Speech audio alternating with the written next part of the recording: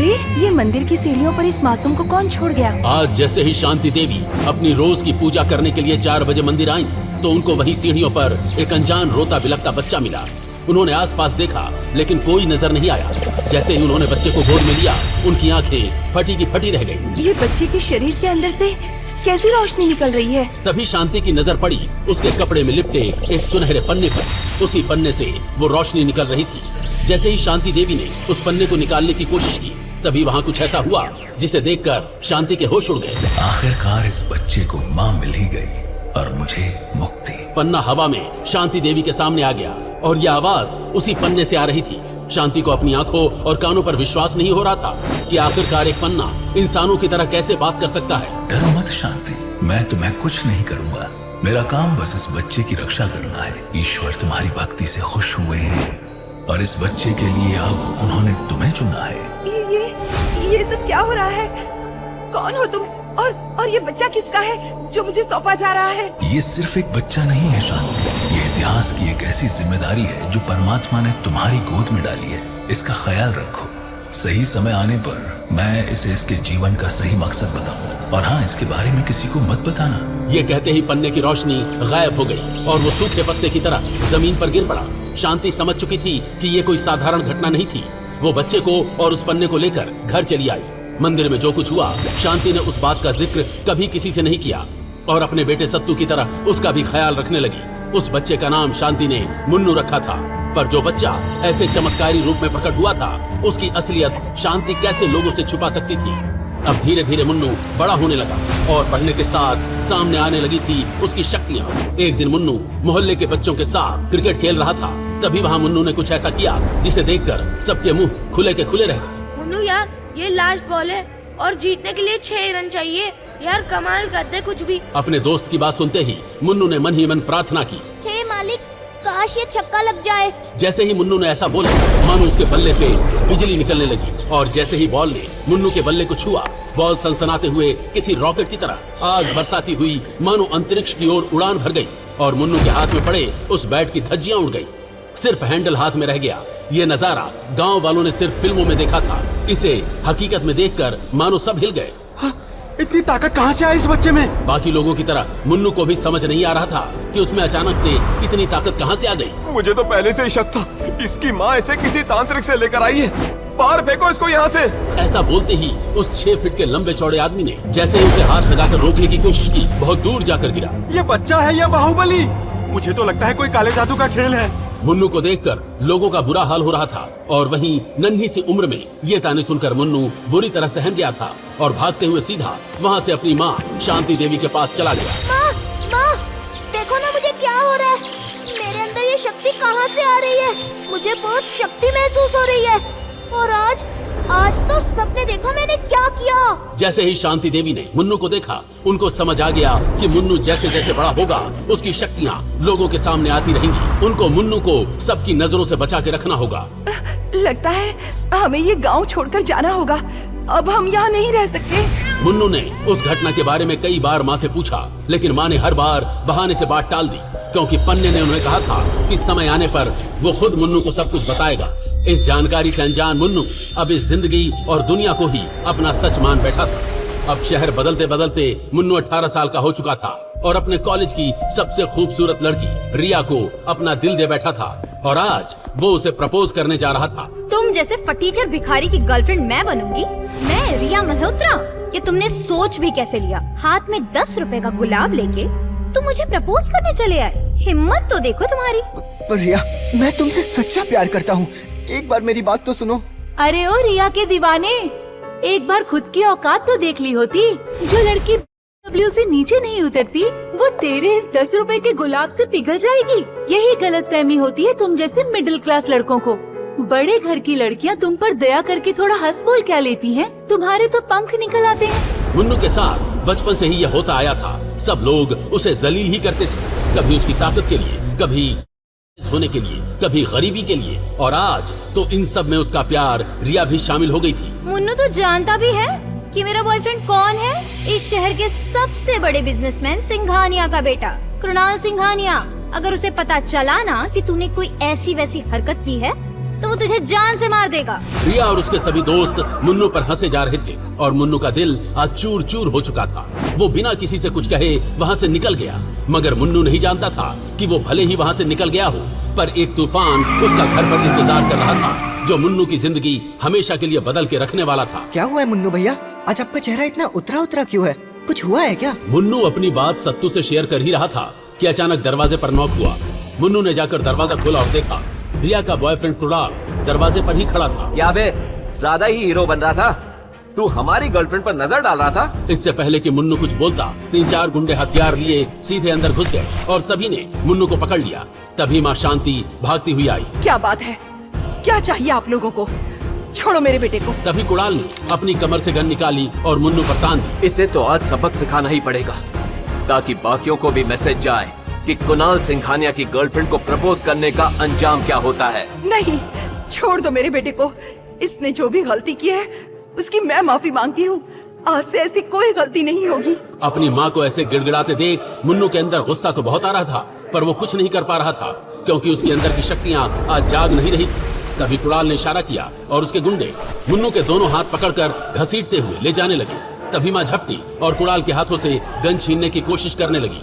सत्तू ने भी दूसरी तरफ से आकर कुणाल पर हमला कर दिया, जिससे कुणाल हड़बड़ा गया। उससे गन फायर हो गई और गोली सीधा माँ के पेट में जाकर लगी।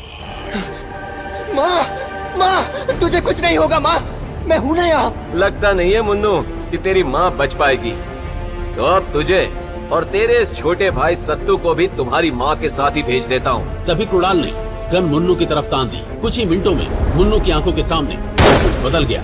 उसकी शांति माँ जमीन पर पड़ी दर्द से चिल्ला रही थी। उसका भाई गुंडों की पकड़ में था और सामने उसका पहला प्यार रिया का बॉयफ्रेंड उसके ऊपर गन ताने खड़ा था।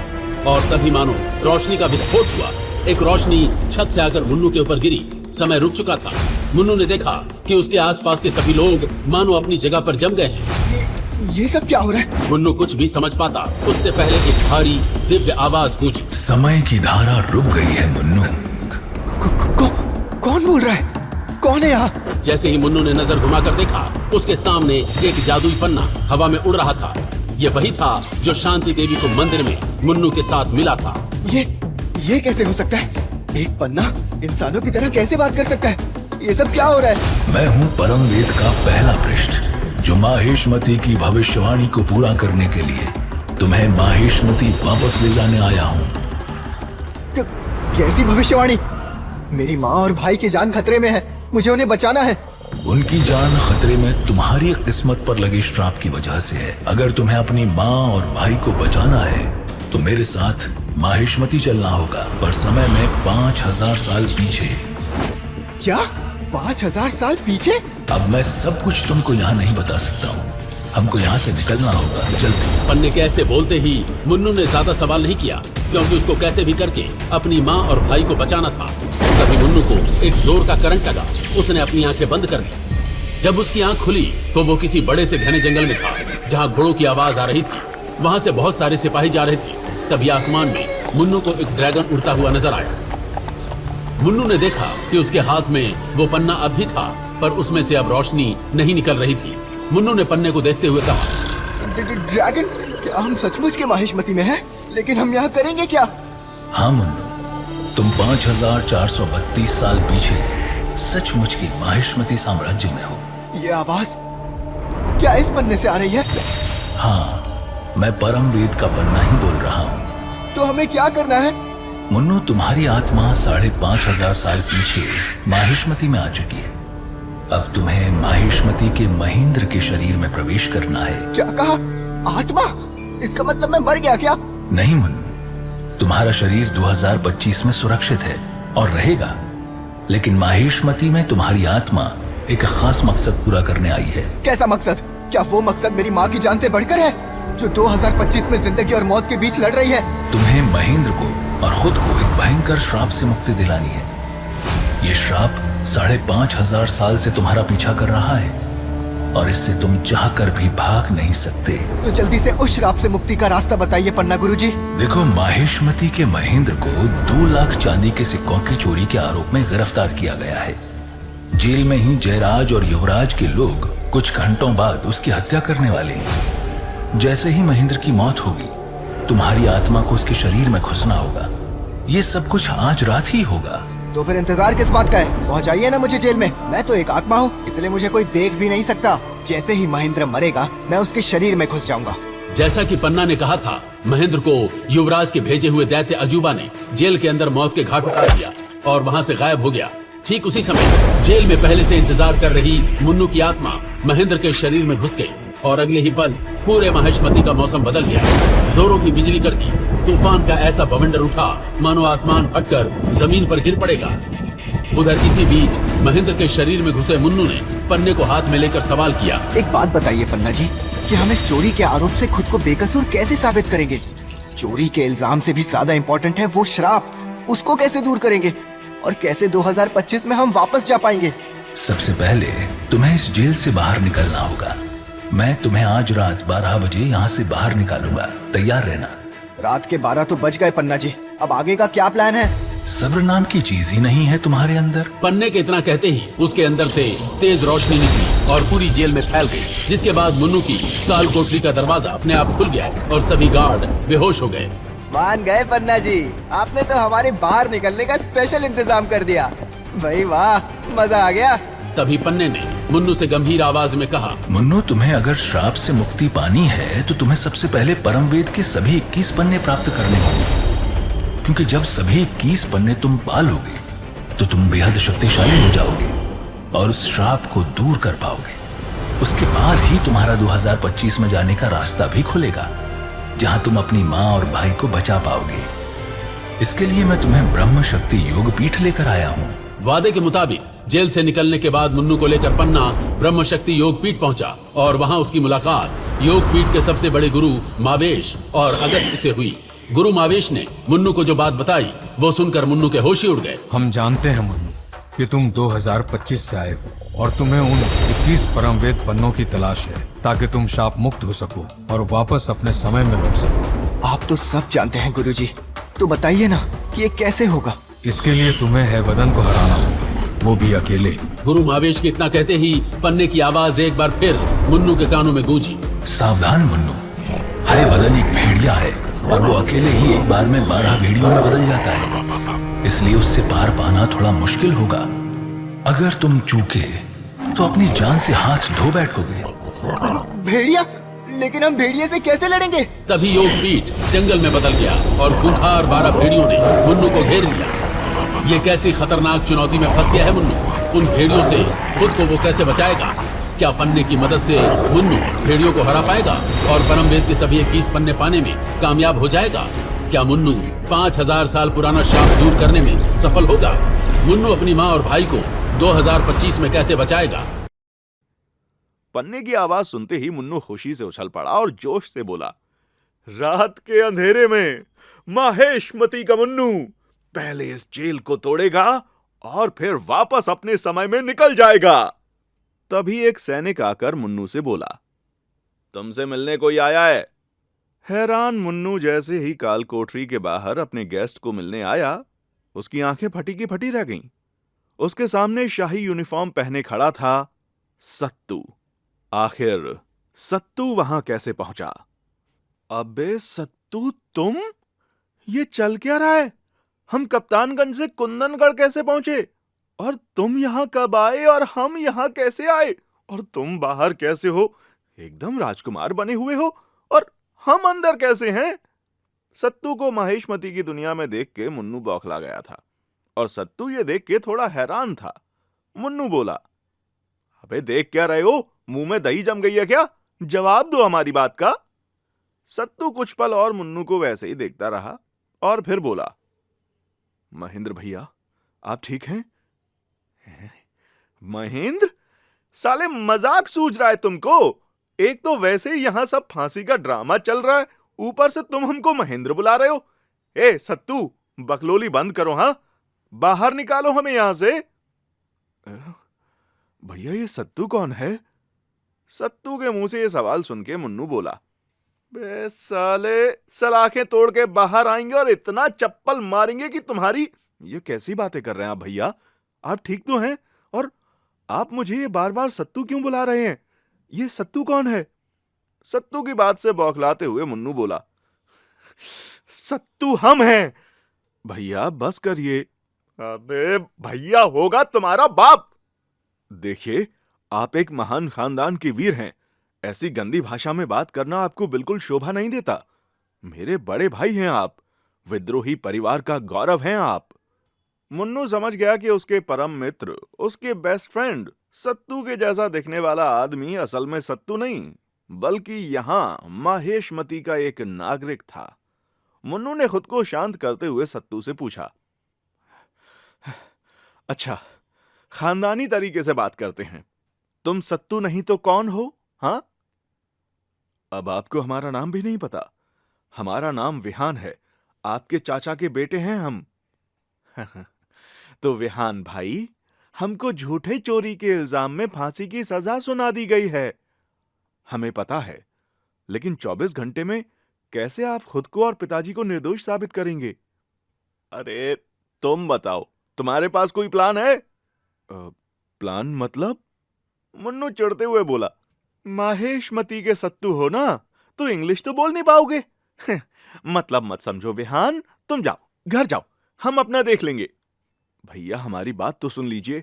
हम यहां आपको यह संदेश देने आए थे कि चांदी की चोरी के दिन जो आदमी बाज पे उड़कर भागा था, जो सुरक्षा कर्मियों के हिसाब से आप थे, उसका पता चल चुका है।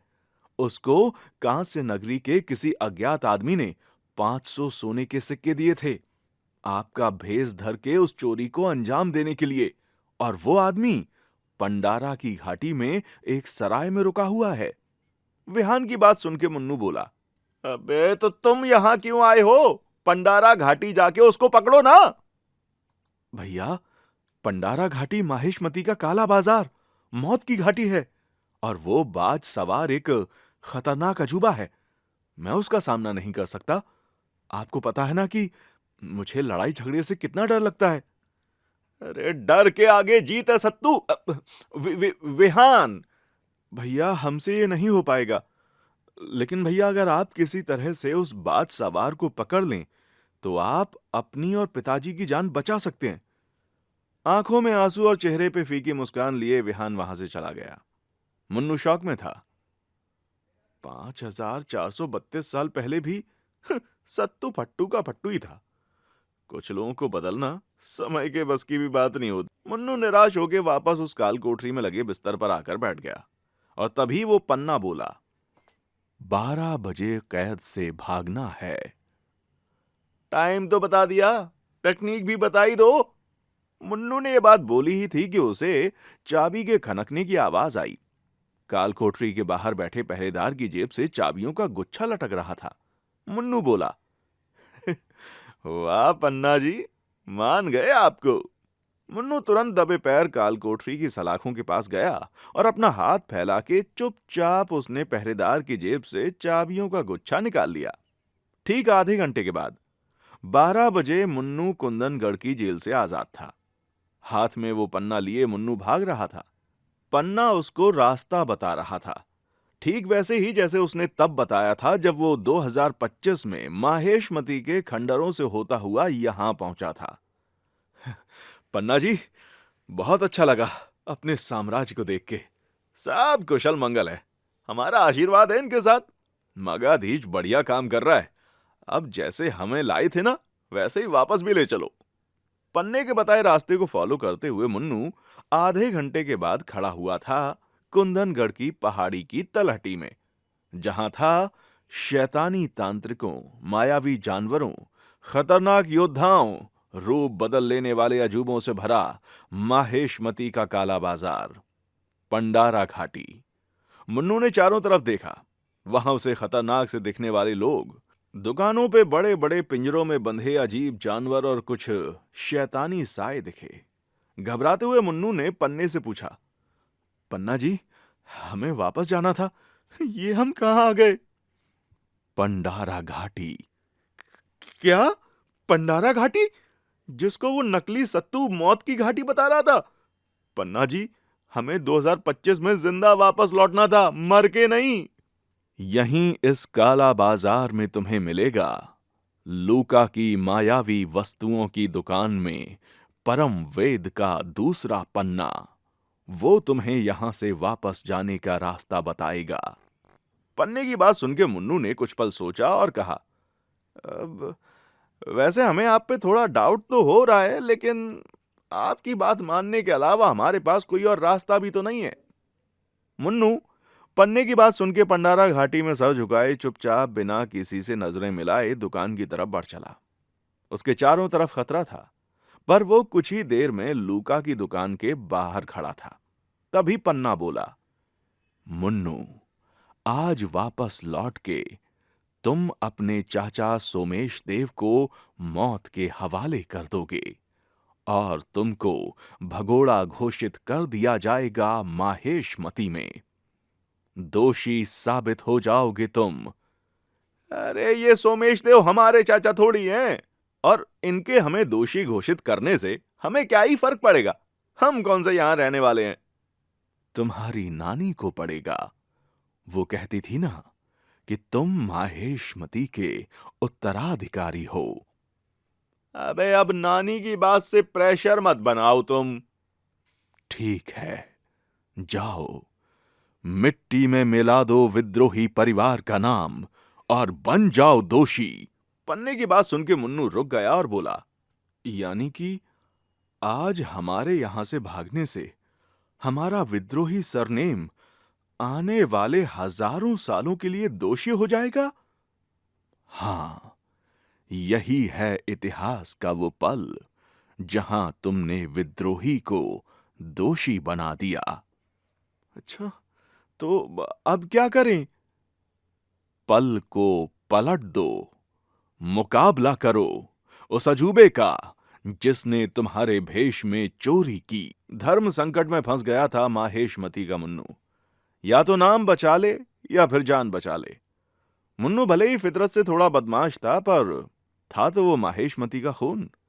हिम्मत की कमी नहीं थी उसमें, इसीलिए उसने फैसला किया, पहले इस अजूबे को पकड़ते हैं, इस बॉडी के चाचा जी को और अपने सरनेम को बचाते हैं, और उसके बाद बैक टू द फ्यूचर। ये कहकर मुन्नू लूका की दुकान से बस कुछ ही दूर अदम सराय के अंदर घुसा। अदम सराय वो जगह थी जहां माहेशमती साम्राज्य के कई खूंखार और खतरनाक लोग रहते थे। पन्ने के अनुसार अजूबा भी यही था। मैं उस अजूबे को पहचानूंगा कैसे, और ये अजूबा होता क्या है? मुन्नू के सवाल के जवाब में पन्ने के ऊपर एक चित्र बन गया। उस चित्र में एक लंबा चौड़ा आदमी दिख रहा था, जिसके शरीर पे एक मजबूत धातु का कवच था और सर की जगह एक प्रेत की खोपड़ी थी। ये देख के मुन्नू हैरान रह गया। ओह, ये है अजूबा, वो तांत्रिक योद्धा जो अपनी आत्मा को काली शक्तियों की भेंट चढ़ा देते हैं। उन्हें ये शक्ति मिलती है कि वे किसी का भी रूप ले सकते हैं। उसके बाद ना ये इंसान रह जाते हैं और ना ही शैतान। इनकी तंत्र शक्ति और ऊर्जा शस्त्रों के सामने बड़े बड़े योद्धा कमजोर पड़ जाते हैं। पन्ने की बात बहुत ही ध्यान से सुन रहा था मुन्नू। पन्ना जी, तुमने अजूबा जी का ये इंट्रोडक्शन वहां पीछे लूका की दुकान के बाहर नहीं बताया। वहां तुमने सिर्फ नानी की इमोशन और हमारे सरनेम को बचाने की बात की। अंदर चलो मुन्नू, तुम्ही ने कहा था डर के आगे जीत है। अरे हमने नहीं, हीरो ने कहा था। हीरो कौन है? 2025 का अजूबा। इससे पहले कि पन्ना मुन्नू से कुछ और पूछता, पीछे से आवाज आई, महेंद्र सिंह विद्रोही। मुन्नू ने पीछे मुड़ के देखा तो उसके सामने खड़ा था एक लंबा चौड़ा मजबूत धातु का कवच पहने एक आदमी। उसके सर की जगह थी प्रेत की खोपड़ी। मुन्नू ने अजूबे को नहीं, अजूबे ने मुन्नू को पहचान लिया था। अजूबा बोला, तेरी फांसी तो कल है ना, तू आज यहां मरने के लिए क्यों चला आया? ये दिल दहला देने वाली आवाज सुनके सहमा हुआ मुन्नू बोला, भाई तुम कौन हो अब? वही जिसने तू बन के चांदी चुराई। मुन्नू अजूबा को देख के थोड़ा लड़खड़ाते हुए बोला, यार तुम चांदी चोर नहीं, नहीं नहीं नहीं नहीं, तुम चिंदी चोर हो। इतनी पावर होके चांदी चुरा रहे हो? अरे सोना वो ना चुराओ, माहेशमती का कोहिनूर लपेट लो। मुन्नू की बात के जवाब में अजूबे के हाथ में से आग की ऊर्जा की एक लहर निकली और सीधा मुन्नू के सीने में जा लगी। उस वार में इतनी ताकत थी कि मुन्नू के पैर जमीन से उखड़ गए और वो उड़ता हुआ सराय के कोने में जा गिरा। अबे ये क्या है? इसके हाथ से आग कैसे निकल रही है? मुन्नू तुरंत अपने पैरों पर खड़ा हुआ और उसने अपने शरीर को देखा और वो हैरान हो गया। उसके शरीर पर उस घातक वार से एक खरोंच तक नहीं आई थी। मुन्नू समझ गया कि जिस योद्धा के शरीर में वो था वो बहुत ही शक्तिशाली था। हाँ भाई, चलो और बता दो महाराज को कि तुम ही हो चांदी चोर। नानी कहती है कि सच बोलना चाहिए। तुझे और तेरी नानी दोनों को खत्म कर दूंगा।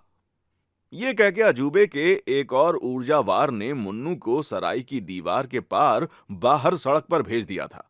मुन्नू को गुस्सा आया और वो खड़ा होते हुए बोला, अजूबा भाई, नानी को तो बीच में लाना मत। और सुनो, अगर तुम चाहते हो कि हम तुम्हें कुत्ते की तरह मार के यहां से घसीट के राजा के दरबार में ना ले जाएं, तो चुपचाप तमीज से हमारे साथ चलो और सीधा शक्ति रक्षकों को बता दो कि चांदी की वो चोरी तुमने की थी, हमने नहीं। पंडारा घाटी के बाजार में भीड़ इकट्ठी हो गई थी। अजूबा एक के बाद एक वार किए जा रहा था और मुन्नू उन वारों से बचने में नाकाम था। अजूबा बोला, मुझे घसीट के ले जाएगा तू महाराज के दरबार में? अब महाराज के दरबार में तेरी लाश जाएगी। अजूबा ने मुन्नू पे शक्तिशाली ऊर्जा वारों की बारिश कर दी थी।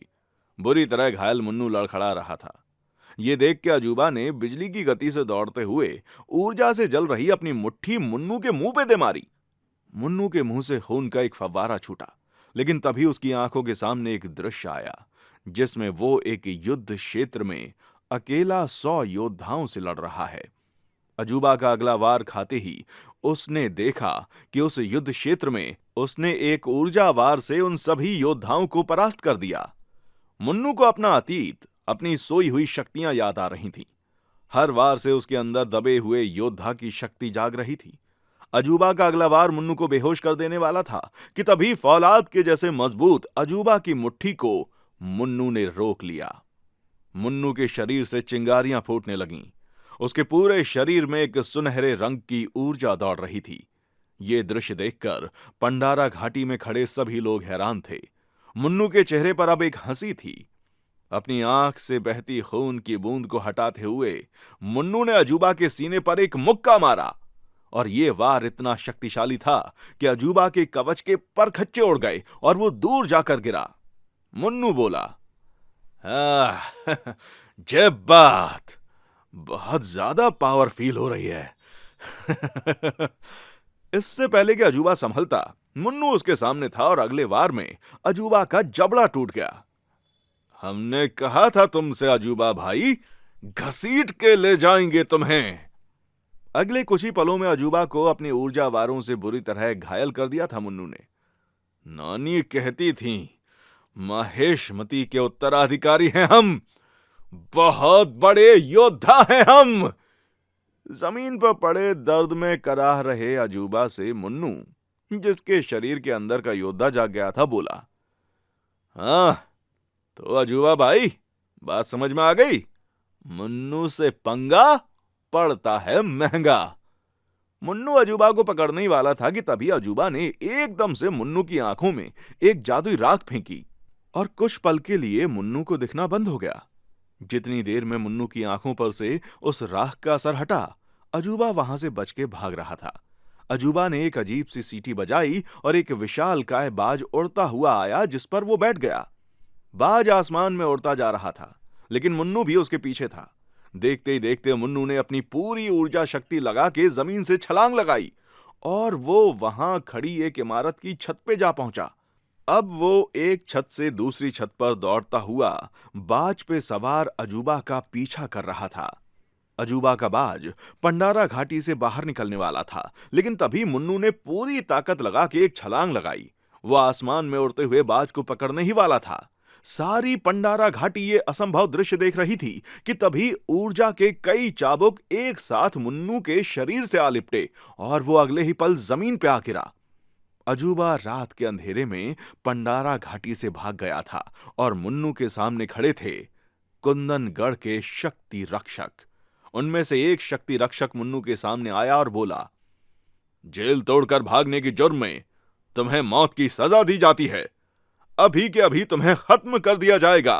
अपनी बेगुनाही साबित करते करते रह गया था और एक बार फिर से खड़ा था मौत के मुंह में माहेशमती का मुन्नू। कैसे अपनी बेगुनाही साबित करेगा मुन्नू? क्या अजूबा की बजाय लूका की दुकान से परम वेद का दूसरा पन्ना लेना चाहिए था मुन्नू को? कैसे मौत के मुंह से बचकर वापस पहुंचेगा साल 2025 में मुन्नू? और कैसे मुन्नू का सत्तू बन गया था विहान? आगे की कहानी जानने के लिए देखिए अगला एपिसोड सिर्फ पॉकेट एफएम के यूट्यूब चैनल पर। और काल वीर या माहेशमती की महागाथा के सारे एपिसोड्स को सुनने के लिए डिस्क्रिप्शन में दी लिंक से डाउनलोड करें पॉकेट एफएम ऐप।